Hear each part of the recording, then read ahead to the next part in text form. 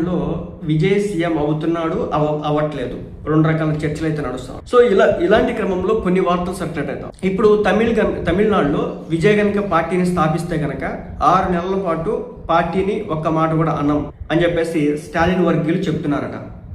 6 నెలల పాటు టైం ఇస్తాం, ఈ హనీమూన్ పీరియడ్ అయిపోయిన తర్వాత తను ఇచ్చినటువంటి వాగ్దానాలు ఏవైతే ఉంటాయో అవి నెరవేర్చకపోతే చుక్కలు చూపిస్తాం అన్నట్లుగా డిఎంకే పార్టీ దగ్గర నుంచి కొన్ని సంకేతాలు అయితే వస్తున్నాయట.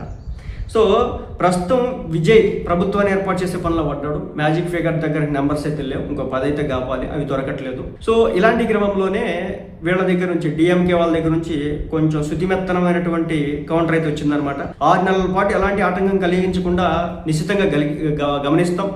ఏదైతే తమ హయాంలో ప్రవేశపెట్టినటువంటి పలు ప్రజాకర్షణ పథకాలు ఏవైతే ఉన్నాయో ఈ ప్రభుత్వం కంటిన్యూ చేయాలని చెప్పేసి ఆకాంక్షిస్తాం.